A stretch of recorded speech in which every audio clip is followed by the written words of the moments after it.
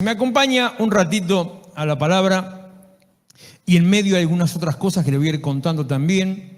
Arranco, como ya hace bastante tiempo, arranco con Mateo 9:35, un texto que me ha tocado bien profundamente hace unas 2 semanas atrás, diciendo... recorría Jesús aldeas y ciudades, enseñando y predicando el Evangelio y sanando toda dolencia y toda enfermedad. Y tomándome de eso como pauta, como puntapié, de ahí en adelante, lo que muestra cómo es que Jesús se comporta, cómo es que Jesús se movía, qué es lo que Jesús hacía, de qué manera Él llevaba adelante el mensaje del Evangelio, de qué manera Él le mostraba a los otros una vida distinta, a quiénes se dirigía en primera vez, cómo lo hacía, si esperaba que vengan o iba Él, lo que nos habla mucho a nosotros, y qué hacía cada paso que daba. Y deteniéndome sobre eso, me llamó la atención de ese pasaje una vez más, una frasecita cortita que dice, enseñando en las sinagogas de ellos, en las sinagogas de los judíos, a los cuales, como le dije, como costumbre, él entraba y como era la costumbre de los rabinos, tomaba un rollo o le daban un rollo y empezaba a compartir su visión, su idea sobre ese pasaje que le estaban enseñando. Lucas capítulo 7, versículo, no me acuerdo, versículo 1 en adelante, nos muestra una situación precisamente relacionada con una sinagoga.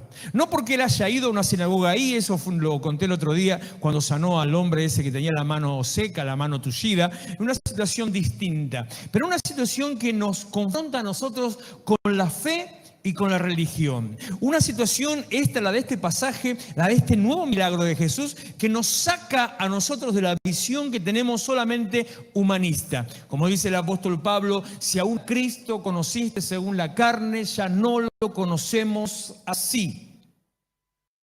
Si tu idea, si tu pensamiento es el Jesús humano, ya no lo conocemos así. Porque él tuvo una etapa, bueno, esa fue otra vez, pero hay gente que tiene mucha ganas de atacar. La gente está mal. Hoy me dijeron hijo de Satanás. ¿De verdad? Hoy uno me dijo, todo aquel que no cree que María es madre de Dios es un hijo de Satanás. Y yo le digo, María es la madre de Jesús, no de Dios. ¡Ah, hereje! Pero hermano, ¿no leíste Filipenses vos? Que dice que se despojó de divinidad y el que caminó entre nosotros no era Dios, sino Dios hecho hombre, Dios hecho carne. Se despojó el manto y anduvo como hombre. Y no podía Dios ser un sacrificio, porque el sacrificio tenía que ser un hombre. Si Dios hubiera sido el sacrificio por el pecado, no servía. Tenía que ser un ser humano. Pero cuando llegó el momento de la exaltación, previo a la exaltación, después de la cruz, dice Filipenses capítulo 2 al final, dice que una vez que Él fue resucitado, fue exaltado y le fue devuelta la gloria que Él tenía desde el principio y recobró su manto de divinidad, recobró la posición. Bueno, Jesús caminó un tiempo la tierra como hombre, como ser humano, mostrándonos el camino, mostrando que se puede ser distinto, que se puede salir del pecado, que se puede tener una conducta distinta a los demás, que se puede tener una vida consagrada a Dios y que se puede tener el poder de Dios. Es muy fuerte si usted, como dije antes, lo entiende. Que en realidad se trata de administrar el poder de Dios. No quiero irme por ese lado porque si no me voy por las ramas y me salgo del tema. Pero es muy fuerte entender eso y lo que nosotros somos capaces de hacer cuando entendemos quién es Dios y la posición que Él nos da. Pero no lo miremos como aquel hombre. Miremoslo como lo que ahora es. Dios sentado a la diestra del Padre. Dios, Hijo, sentado a la diestra de Dios, Padre. No un hombre común, sino un hombre revestido con poder, el que te va a bendecir, el que te va a sanar. Este hombre, entonces, como le decías, una confrontación entre realidad y fe. Lucas capítulo 7, versículo 1 en adelante. Después que hubo terminado todas sus palabras al pueblo que le oía, entró a Capernaum, la ciudad de Capernaum. Siempre me gusta estudiar los nombres de las personas y de las ciudades porque Nada de lo que está inscrito en la Biblia es por casualidad. Todo lo que la Biblia dice, por algo lo dice. Para algo está. Alguna enseñanza tiene para nosotros.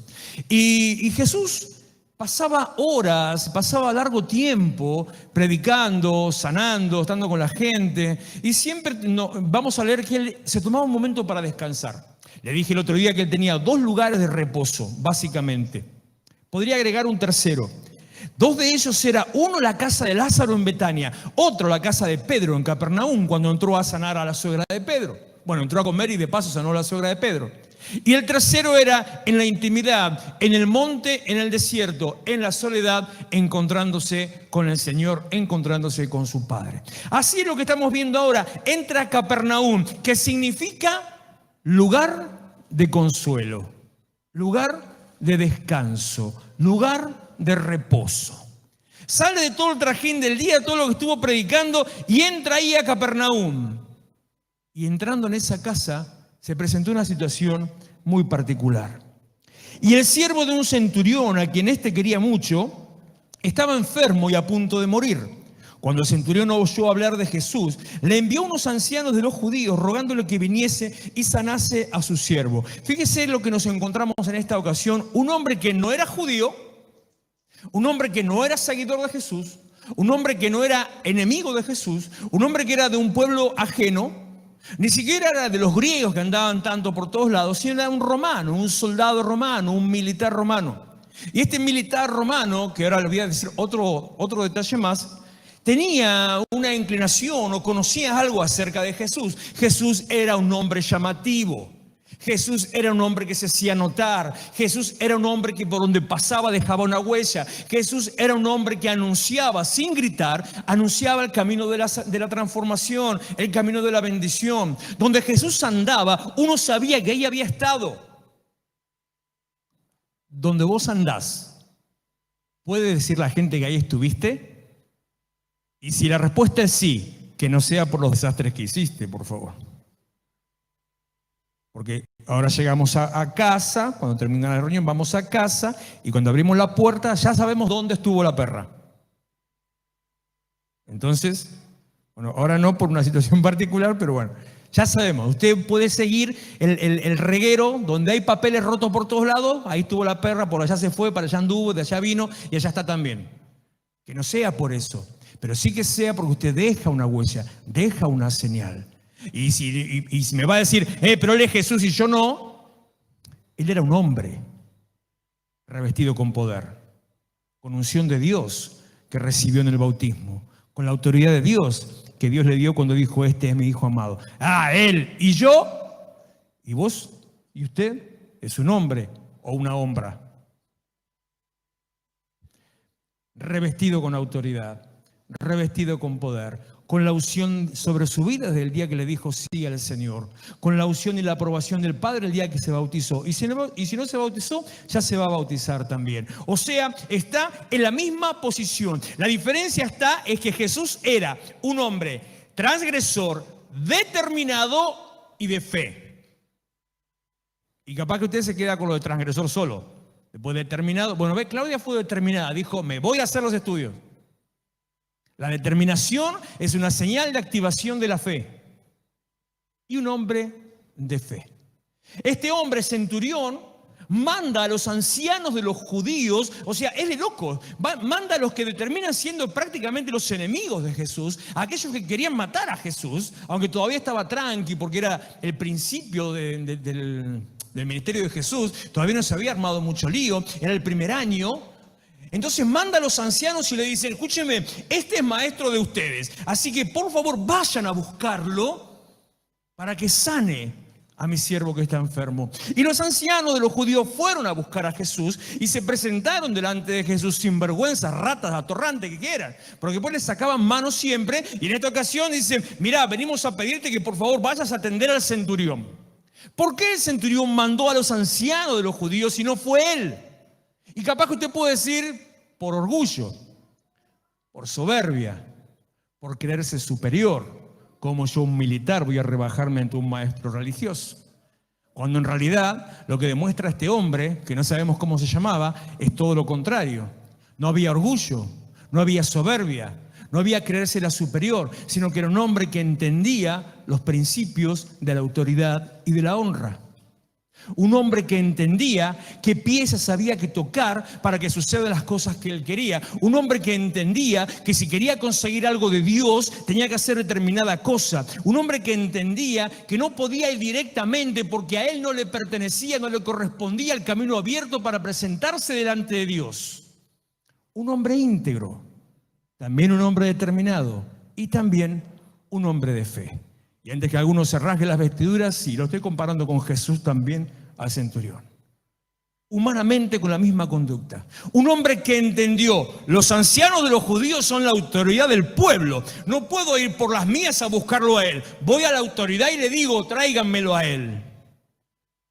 Y a veces nosotros, haciendo gala, haciendo bandera de ese sacerdocio universal que tenemos derecho para presentarnos delante de Dios, que obviamente sí lo tenemos, por eso usted puede orar todos los días y debe orar todos los días y debe hablar todos los días y debe decirle a Dios lo que sea todos los días, porque usted tiene derecho y camino abierto a presentarse delante de Dios. Usted tiene la libertad de presentarse ante su trono, usted puede hacerlo, pero haciendo gala de ese derecho, lo que hacemos es, si Dios quiere me puede sanar, no necesito congregar. ¿Por qué tengo que sujetarme? ¿Por qué tengo que ir a una iglesia? ¿Por qué tengo que hacer lo que otro me diga? Yo espero que pase y pase. ¿Orás? ¿Te presentás delante de Dios? ¿Pones tu vida delante de Dios? ¿Actúas como Dios te dice? Las cosas se hacen en un orden determinado. Las cosas se hacen de una manera determinada. No a mi manera, sino a la manera de Dios. Hace unos días, una semana atrás, viene de 3 semanas atrás la situación. Había decidido hacer unos cambios en lo que tiene que ver con mi rutina de actividades diarias para poder sacar más fruto. Y realmente me estaba haciendo de mucho fruto, de mucho provecho, para ser más productivo. Yo creo que estamos llamados para ser productivos. Jesús dijo, yo los llamé para que lleven fruto y su fruto permanezca. Entonces tenemos que ser productivos. Entonces me había reorganizado de una determinada manera para ser más productivo y me estaba saliendo joya. Y en un momento determinado me empecé a sentir incómodo. Digo, acá algo no encaja. Acá hay una pieza que no va bien. Acá está patinando el embrague. Acá el Bendy que se está patinando no arranca. Acá estamos yendo al revés. Uno va para allá y otro va para el otro lado. Esto no va. Digo, Señor, ¿qué onda? Y el Señor me dice, no es a tu manera, es a mi manera. Así que, para triqui, y comenzamos otra vez a complicarme la vida, porque me la había resuelto, estaba más cómodo, a complicarme la vida, a seguir dando el fruto que Dios quiere que dé, y ahora sí, acomodándose las piezas, sintiendo nuevamente la conexión que necesitaba sentir. Nunca es a tu manera, siempre es a la manera de Dios. Si quieres ver el resultado en tu vida, tiene que ser a la manera de Dios. Si quieres ver la obra de Dios en tu vida, tiene que ser a la manera de Dios. Si quieres ver la obra en tu casa, en tu familia, en tu cuerpo, tiene que ser a la manera de Dios. Si hay un conflicto, si hay un problema, si hay un bajón, una necesidad, es a la manera de Dios. El cielo es el modelo y el patrón, pero la iglesia es el determinante. Tiene que ser iglesia. Entonces el centurión llamó a los ancianos y le dijo, vayan. Y los ancianos, como eran sinvergüenzas, fueron. ¿Por qué? Porque le dicen a Jesús, mirá, che Jesús, este tipo nos conviene, porque él nos hizo una sinagoga. Por eso le dije que había una sinagoga de por medio. Él nos construyó una sinagoga, entonces dale, Jesus, acá, tírale una... Se va una onda con él. El religioso siempre busca el beneficio propio. El religioso siempre busca sacar provecho. El religioso tiene la visión corta, no mira lo espiritual y lo celestial, mira solo lo terrenal. El religioso piensa en el acomodo, en el contacto, en el político, en el gobernante, en la conveniencia, en el favor. Pero la persona determinada y de fe piensa en cómo Dios quiere que se hagan las cosas. Entonces le dicen los judíos, a los ancianos, le dicen a Jesús, Él es digno de que vos vayas a Él. Él es digno de que vos vayas a Él. Porque ama a nuestra nación y nos edificó una sinagoga. Seguí, por favor. Entonces dice que Jesús fue.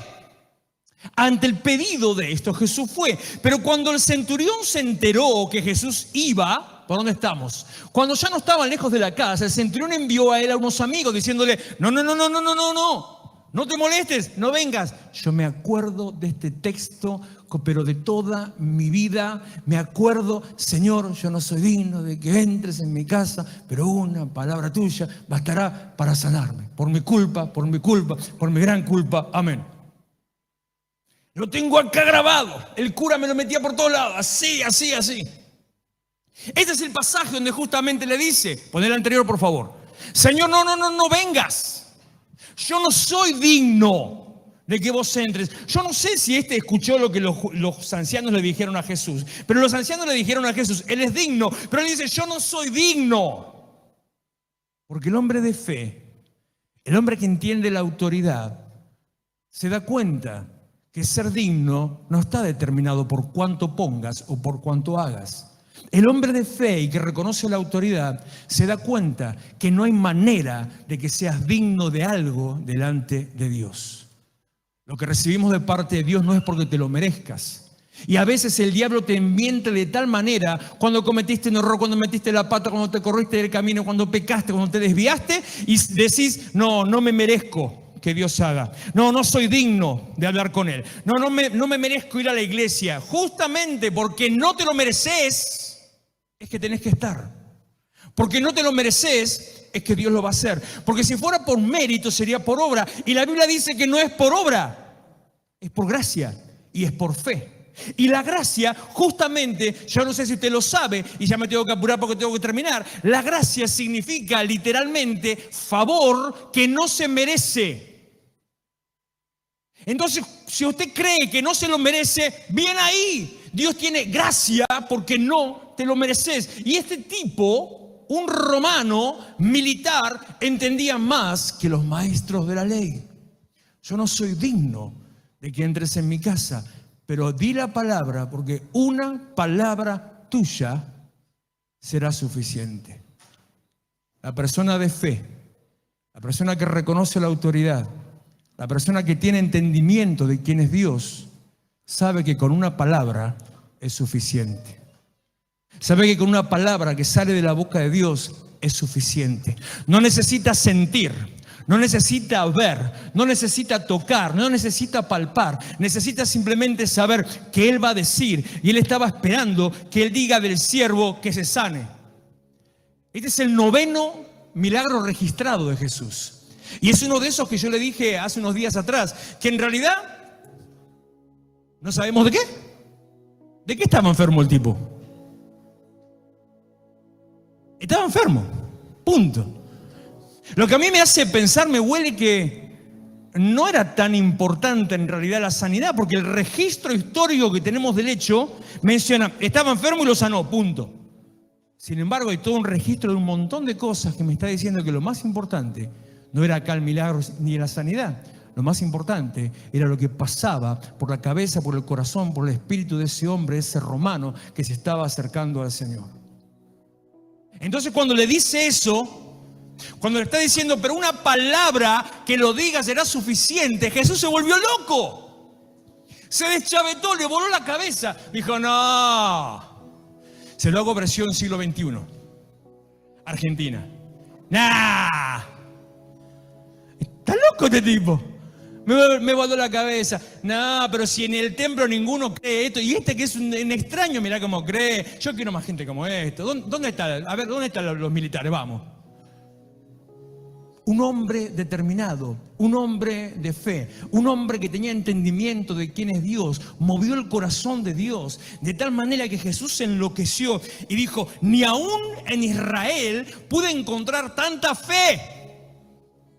¿Cómo puede ser? Los que reciben la palabra, los que recibieron la historia, los que tienen la tradición, los que conocen todo, se quedan atados en el librito de la religión. El que anda detrás de dioses paganos, el que anda detrás del águila César, el que anda detrás del emperador, el que está diciendo el emperador es Dios, tiene más fe que todos los que conocen la historia del pueblo de Israel y la historia del Dios verdadero. No importa cuánto sepas, no importa cuánta experiencia tengas, no importa cuánto hayas hecho, solamente importa una cosa, que tengas fe. No importa cuántos libros hayas leído, cuántos años tengas en la iglesia, cuántas experiencias hayas vivido, campamentos o congresos asistido, solamente importa una cosa, que tengas fe. Que entiendas que Dios tiene el poder y que es capaz, y que creas entonces que Él lo va a hacer. Terminando la historia, re loco el fin de la historia. Porque en definitiva Él le dijo: di la palabra, se lo resumo, y mi siervo sanará. ¿Y qué palabra dijo Jesús? ¿Usted leyó una palabra que Jesús haya dicho? Me parece que fue a propósito, pero o Jesús se lo hizo a propósito a él, o Lucas no lo hizo a propósito a nosotros y no lo escribió. La cosa que vos decís la palabra, abracadabra, ábrete sésamo, sánate. Pero sin embargo se fue cada uno a su casa. Se quedó el centurión con haberse encontrado cara a cara con Dios, cara a cara con Jesús. Jesús se fue a lo suyo, el centurión se fue a lo suyo. Y el centurión llega a su casa y dice que cuando llega, el siervo estaba sano. Ni siquiera parece que era la palabra. Era simplemente la fe. Creer que Dios es capaz de hacerlo. Creer que Dios tiene el poder. Creer que Dios tiene el deseo. Sea lo que pase en tu vida, una acción de fe. Siendo una persona determinada, una persona que reconozcas la autoridad, una persona que reconozcas que Dios puede, una persona que reconozcas que Dios quiere. Como aquel leproso y como el ciego que le dijeron, el leproso le dijo: si querés, podés sanarme. El entendimiento de saber que Dios es capaz y que Dios quiere, y el presentarte delante de Él, sabiendo que simplemente porque Él te escuchó, como diría el apóstol Juan, si sabemos que Él escucha nuestras peticiones, sabemos que tenemos la respuesta a lo que le hemos pedido. Saber que le dijo: Señor, si decís la palabra, listo, ya está, me voy a tomar mate a mi casa. Entró y el tipo estaba sano. Así también puede pasar con tu vida. Es el tiempo de levantarnos y creer. Es el tiempo de alumbrar a los demás. Es el tiempo de salir a recorrer. Es el tiempo de salir a anunciar. Es el tiempo de salir a bendecir. Es el tiempo de proclamar las buenas noticias del Evangelio. Póngase en pie, por favor.